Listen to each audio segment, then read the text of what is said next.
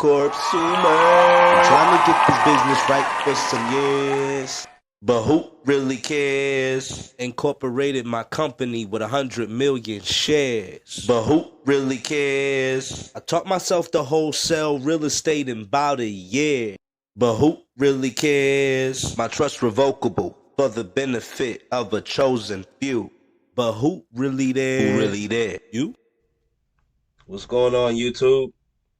It's your man Wilk, Corpsumer Inc., Real Estate and Lifestyles channel. Want to welcome y'all back. Today's topic is going to be the market crash mechanism. Okay? The market crash mechanism. There's a lot of talks about the real estate market crashing. There's a lot of talks about the stock market crashing. So let's get right into it. All right? So, first thing we're going to talk about is socialism versus capitalism. Okay. Socialism is a populist economic and political system based on collective and common or public ownership of the means of production. All right. Those means of production include the machinery, tools, and factories used to produce goods that aim to directly satisfy human needs. In contrast to capitalism, whereby business owners control the means of production and pay wages to workers to use those means, socialism envisions shared ownership and control among the laboring class. Okay?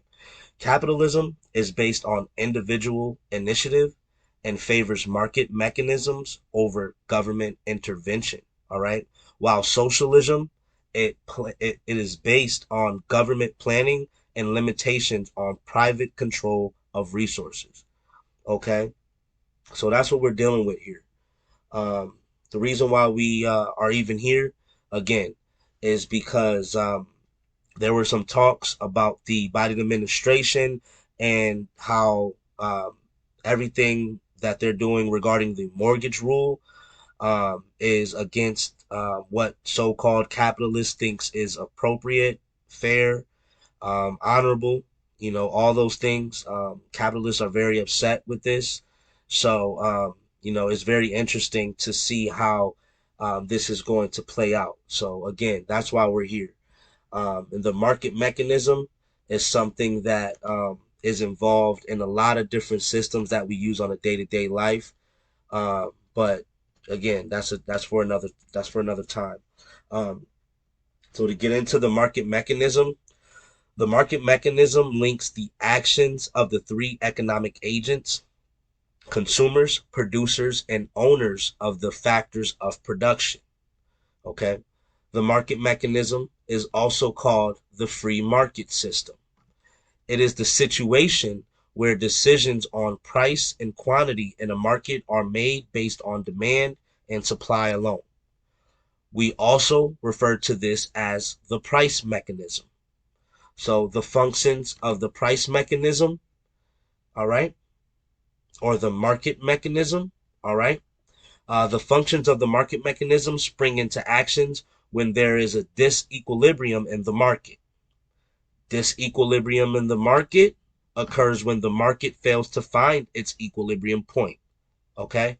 Disequilibrium in the market happens when demand is greater than supply, excess supply, or supply is greater than demand, excess supply.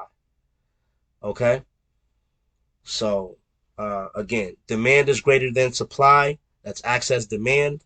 Supply is greater than demand, that's excess supply. Sounds a little tongue twistering, even got me tongue twisted, but again, we'll get through it together. So the market mechanism has three functions: the signaling, incentive, and rationing functions. Okay, those are the functions of the market mechanism. All right. The reason why we're even here again is because there's some signaling going on. If you ask me, um, you know, there's a few things going on in which we should be very, very, concerned about. There's incentive going on and there's rationing going on. So if you can't tell me that the marketing mechanism isn't at work, then you can just put it in the comment section. Put down there that it's not at work. Just put no work. Put no job. Right? So yeah, man, let's get back to it. So, the market mechanism, all right? Allocation of resources and the market mechanism, they go hand in hand, okay? The relationship between supply and demand plays a very, very important role in deciding how scarce resources are allocated. So when there's an excess supply, it's not rational for scarce resources to be used for this good or service if there isn't much demand for it. I would agree with that. When there is excess demand, it's rational to use scarce resources for this good or service because consumers want it. They're willing to pay for it. So when the people want it, you definitely want to be able to provide it because it's going to be no questions about whether or not they have the funds for it. And if you're about profit, then that's the way that you would love things to be all the time. So each time there is a disequilibrium, the mechanism allows the market to move to a new equilibrium point. Okay, the reallocation of resources that takes place with the market mechanism is done by the invisible hand. All right, which means that it's done without the involvement of the government. Okay, the invisible hand, it refers to the unobservable market force that helps the demand and supply of goods in the free market reach equilibrium automatically. Okay, so in my opinion, um, it sounds like we just need some good people out there who's willing to be, producers that's willing to give you a net 30, that's willing to give you a net 60, willing to give you a net 90, willing to give you a net 120. Ask about what these things are. I feel like basically what we're looking for on things like this is to become more familiar as business owners with invoicing, one another for goods or services. So that way we can allow the consumers to take advantage of our discounts that we receive between each other. That's just in my opinion. Leave a comment if you think that's a good idea. Okay, so let's get back to it. All right, so advantages and disadvantages of the market mechanism. All right, now market mechanism, this is actually a microeconomic theory. So again, keep that in mind. But it's a good topic. It's a great situation, I feel like, and I feel like it's directly correlated to what's going on right now. So again, they're both advantages and disadvantages, right? So the market mechanism is no exception to this, okay? None whatsoever. The advantages, let's get into it. Some advantages of the market mechanism: allocative efficient, okay? Which means the market mechanism allows the free market to distribute goods and services efficiently without much waste, and it benefits society as a whole. Okay, another advantage is that it signals to investment. So the market mechanism signals to firms and investors which goods and services are profitable, and thus where they should invest and where they shouldn't. Right? That makes sense. So if you're an investor, then you're looking for the signs. You're looking for, hey, I see that people are actually asking for some, this product or this service more often than none. I see a lot more people are looking for, a certain, it could be anything, but you just have to be aware of what it is that is the necessity, excuse me, the necessity of the time, so again, signals investment. So the market mechanism, it signals to firms and investors which goods and services are profitable and thus where they should invest and where they shouldn't. Okay? And also another advantage, no government intervention. I know a lot of people, they probably prefer that. You got a lot of people live off grid, things like that, or wish they could, because they don't want to be interrupted by the government in any way, shape, or form. So, in order to not be interrupted by the government, you need to be able to make sure you understand what the market mechanisms are and what's needed in order to have a structural economic system. Okay? So, no government intervention. Good and services are provided based on the invisible hand.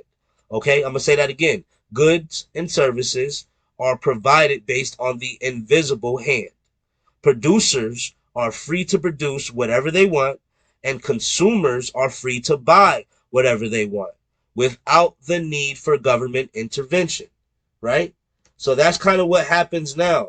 And like we said, there's signals to investment when you start paying attention to what the consumers are buying and what they're not buying. So if consumers are buying this, investors are going to buy this, and then the allocation is going to go to wherever the consumer wants. So that way the investor can take advantage of that. So, that's what's happening right now. This is what's happening. Disadvantages of the market mechanism. Okay? Disadvantage of the market mechanism, market failure. All right? Terrifying. It definitely is. Where there's no profit incentive to produce a particular good or service. Services like healthcare or education, producers will not produce it, even if there's a necessity for it or high demand. And because of this, many vital goods and services are underproduced by the free market, thus leading to market failure. So again, people aren't involved in the right businesses. I say this all the time. If you're not working for yourself, in this day and age, then you end up probably doing something that you don't want to do and that you're not passionate about, because it's somebody else's goal. It was somebody else's dream. It's created, and now you're, the consumer, on their end. You're playing your certain part in the market mechanism, and you're not the producer, though. So that's, you want to be at least where the producers are. You don't want to be where the consumers are, if you ask me, and that's why we're on the Corpsumer channel at this time, because we're merging the two. I realize that I do have to consume certain goods, but they are the goods that I need. I don't really consume things that I don't need. Again, so the consumer, and then you have the corporation, which I am as well. If you look up the definition of a person, that could be on another topic. But again, let's save that for another day. So market failure is one of the disadvantages of the market mechanism. Okay? Now, let's talk about monopolies. All right? In the real world, there is only sometimes really like one seller of a good or service. And because of the lack of competition, they control the price. They control the supply. They control the service, especially if this is a necessary good or services, So if it's a necessary good or service, consumers still have to buy it, even if the price is too high. And that's why you want to be a corpsumer. Put corpsumer in the comments. Let's go. This is why you want to be a corpsumer, because you would then be able to realize that you would be able to use your resources as a business, use your resources as a person, and only use the resources that you need from each entity. And now we're not wasting resources. Again, this is why we're here. Market mechanism. This is crazy, if you ask me. This is crazy. All right? So let's get back to it. The monopolies in real world. If there's only one company that's producing the most important good or service that you need, then they're going to control the price. They're going to control the service, right? So even if the price is too high, you're still going to have to buy it, like we said. So wastage of resources, right? In theory, there should be little to no wastage of resources as they are efficiently distributed, right? So if they're distributed properly, then there should be little to no waste. So because everything's going to the most important places.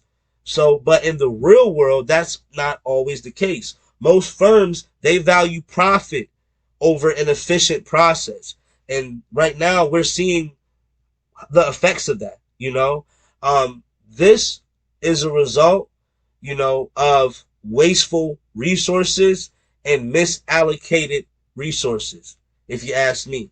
So let's get back to it. Market mechanisms, market failure, and government intervention, right? As we said before, the main actors in the market are the consumers, the firms, aka the producers, and the owners of the factors of production, right? So whoever owns that land that the producers produce on, they're at the top of this food chain. And guess where the consumers are? So if you are a consumer and you consume everything that you see, if you need the new everything that you see, then you're, I don't want to say it, but you probably going to be part of this problem when you can easily become a producer, you know? So, and still be a consumer. But we would have to, you know, reallocate things at that point. So let's get into it, right? So as we said before, we said the main actors in the market, they're the consumers, the firms or the producers, and the owners of the factors of production. The market functions affect demand and supply. Okay? So this interaction between supply and demand, it ensures efficient allocation of resources while helping achieve market equilibrium. So we need balance. We need balance. This is why we can say that the market, the forces of supply and demand, right? It determines the best price and the best quantity for both the producers and consumers. That's what we got to focus on. Making sure that we can determine the best price for the producers and the consumers, right? So, however, one disadvantage of the market mechanism is that it can lead to market failure, okay? Now, market failure can be very scary, and I feel like it can be upon us at this time. Market failure, stock market failure, housing market failure. Is it upon us at this time? I don't know, right? Market failure is when there is an inefficient distribution of goods and services in the free market, right? Which means what? That the consumers, right, they're only consuming. They're not actually producing anything.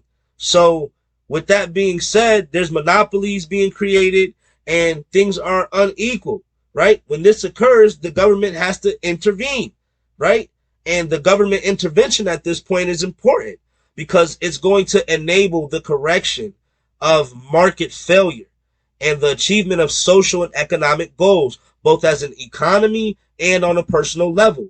And I feel like that was more or less about what the Biden administration was getting at and what their commitment to allowing minorities to have an opportunity to obtain equity and transfer wealth, you know, and that is what this is about. So again, when this occurs, the government has to intervene and it's going to correct the market failures so that way we can actually achieve social and economic goals as an economy and on a personal level. So be the best version of yourself. That's what you should strive to be every day, based off of how the market mechanisms affect the consumer or how the market mechanisms affect the producer, you know, how it affects the person who has the land that the producers produce on, right? How it affects everyone. That's what this is about. So whenever you act like, oh, this don't got nothing to do with me, you might think so, but it really does. If it has something to do with them, then it has something to do with you. Simple as that. That's how the equilibrium swings. Wow. That's crazy. We just hit that right on the head together. That's crazy. All right. So now, when the government intervention, right, when they intervene, this can also have negative effects on the market. And this is known as government failure. Okay.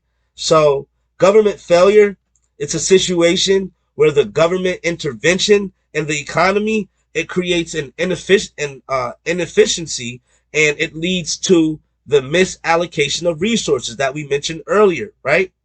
So market failure, government intervention, and government failure, they're key concepts that link to the market mechanisms, right? So let's get into it, okay? Key takeaways from the market mechanism, right? is that the market mechanism is a system of the market where the forces of demand and supply determine the price and quantity of goods and services traded, right? Okay, so the market mechanism also relies on the invisible hand to fix market malfunction, which means good people. We need good business owners to be willing to give you that net 30, to be willing to give you that net 7, that net 14, net 60, net 90. Ask for these invoice opportunities so that way we can start bartering our system, our goods and our services, and get them to the consumer at a price that is best for all of us. That's what this is about. So again, the market mechanism has three functions: signaling, giving incentives, and rationing. Okay? The market mechanisms allow the market to move on an equilibrium point and distributes resources efficiently. Okay? That's what this does. The mechanism allows the market to move to an equilibrium point and distributes resources efficiently. Just like a pendulum. When we talking about this, we talking about the pendulum. So, you know, the market mechanism has some disadvantages and some advantages. Okay? Some advantages is allocative efficiency, signals investments, and there's no government intervention. All right? And it also has some disadvantages, like market failure, like monopolies, like waste of resources, government intervention, right? Okay? So you got all those things, and then you have government intervention. Government intervention is used when the market mechanism fails to correct market failure. So, question: is the market failing? Is the government intervening?